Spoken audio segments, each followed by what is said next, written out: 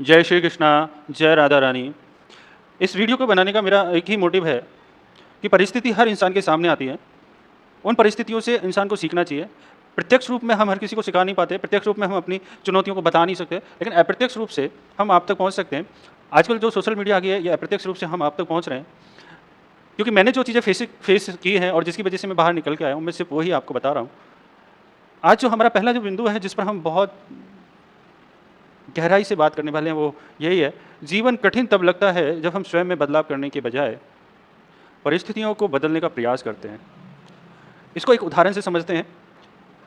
किसी इंसान के पास बहुत सारा कर्ज हो जाता है। अब उस कर्ज को उतारने के लिए हमारे पास सोर्स ऑफ इनकम वही है जिनकी वजह से कर्ज हुआ है।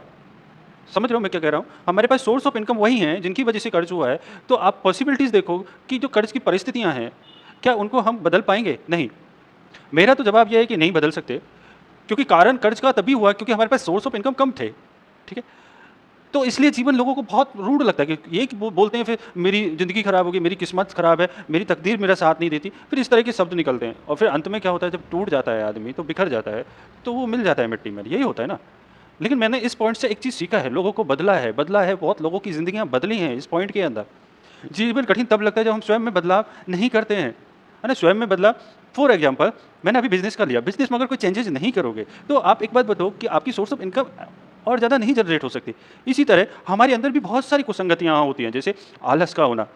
हर आदमी सोना चाहता है, आराम करना चाहता है, किसी को भी कठोर मेहनत नहीं करना है ना? किसी को भी नहीं कर सकते, लेकिन मोस्ट ऑफ सबकी यही इच्छा होती है कि मैं आराम से ज़िंदगी जीऊँ, लेकिन ये संभव नहीं है ना? कि हमें मेहनत करनी पड़ती है, काम करना पड़ता है, तब जाके कुछ बदलाव होता है। वही हमें हर सिचुएशन में जैसे-जैसे टाइम बदल रहा है, जैसे-जैसे टेक्नोलॉजी बढ़ रही है, जैसे-जैसे चीज़ें बढ़ रही हैं, उसी हिसाब से हमें बढ़ना चाहिए। देखो, महाभारत काल से लेके जब तक महाभारत काल में जो द्वापर युग में जो महाभारत हुआ था, उसके अंत तक, है ना? काल से आरंभ होने से और अंत तक श्री कृष्ण ने कलयुग के लिए सारी की सारी चीज़ें पहले ही बना चुके थे। उन्होंने हर चीज़ को पहले से ही अपने एक रूप में बता चुके थे कि ऐसा होने वाला है। आदमी के पास जो ज्ञान देने वाले, जो समझाने वाले लोग कम होंगे, लेकिन वो वर्चुअली ऐसी चीज़ों को में अगर कुछ लिख दिया जाता है, उनको पढ़कर सीख सकते हैं। तो उन्होंने पहले भगवत गीता के चैप्टर में पहले सब कुछ क्लियर किया था कि आगे वाले समय में इस तरह की चीज़ों का इस्तेमाल करके ठीक से किया जाए। परिस्थितियों को बदलना बहुत ज़रूरी है। परिस्थिति तभी बदल सकती है जब हम खुद को बदलें।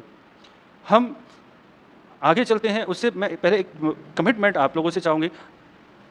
मैं आपसे एक कमिटमेंट पहले चाहता हूँ कि हम आज से ये प्रण लेते हैं, हम परिस्थितियों को नहीं, हम खुद को बदलेंगे। अगर हमारी कहीं पर इनकम कम हो रही है, तो हम ऐसी जगह जाएँगे जहाँ पर इनकम ज़्यादा हो सकती है। अगर हमारे पास कोई स्किल कम पड़ रहा है, तो हम अपने स्किल को डेवलप करेंगे। ठीक है? हम अब परिस्थितियों को नहीं बदल सकते, है ना? परिस्थितियों को हमें बदलना ही नहीं है। अब हमें क्या करना है, आज से सिर्फ़ और सिर्फ़ हमें खुद को बदलना है ना? अपने आप के गेटअप को देखना है। शीशा के आईने के सामने खड़े हो और बात करो खुद से कि मुझे अपने अंदर क्या बदलाव करना है, कि जिससे मैं बहुत जल्दी अपनी चीज़ों को के अंदर अपनी जो सिचुएशंस को अच्छे से हैंडल कर सकूँ और आगे जा सकूँ। अगला जो बिंदु है, ये समझ लो, ये हमारा जो घाव है ना, उनको हरे करने वाला है। बीता हुआ कल जीवन को समझने का अच्छा मौका है और आने वाला कल जीवन को जीने का दूसरा मौका है। यहाँ पर एक उदाहरण लो, एक ऐसे इंसान का जो बहुत बार फेल हुआ है। मुझे नहीं पता इस वीडियो में कोई भी, मैं नहीं चाहता कोई भी फेल हुआ हो, लेकिन कोई ना कोई बंदा एक ऐसा भी होगा जो इस वीडियो को देखने से पहले वो कई बार फेल हुआ होगा। मैं तो अगर इस पूरी ज़िंदगी की बात करूँ तो बहुत लोगों को देखा है जो फेल होते हैं, मैं भी फेल हुआ हूँ। तो बीता हुआ कल जीवन को समझने का एक अच्छा मौका है और आने वाला कल जीवन को जीने का एक अच्छा मौका है। ये वाला आपका जो बिंदु है, भगवान कृष्ण ने ये कहा है कि इंसान को अपने बीते हुए कल से हमेशा सीखना चाहिए।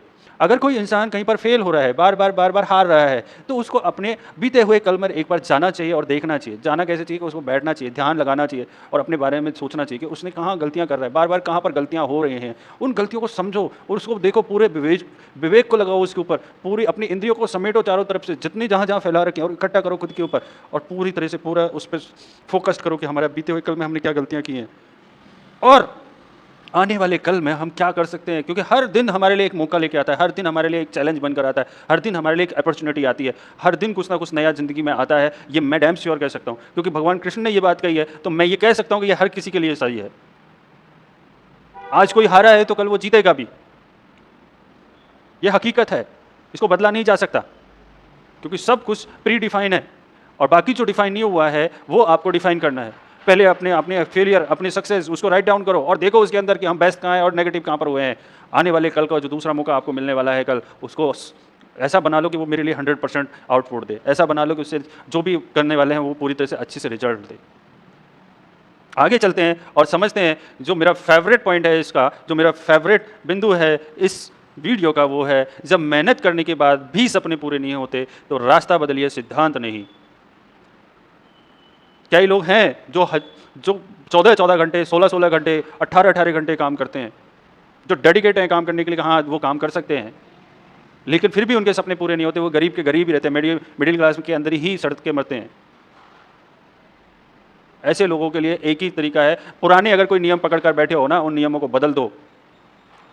इसका एक सीधा सा उदाहरण देता हूँ। वास्तु जो अपने चलता है, वास्तु जो चलता है इंडिया में, आर्किटेक्ट के अंदर वास्तु, लोग कहते हैं नॉर्थ है अच्छा होता है, ईस्ट अच्छा होता है, वेस्ट अच्छा होता है, साउथ गलत होता है, साउथ गलत होता है, साउथ गलत होता है।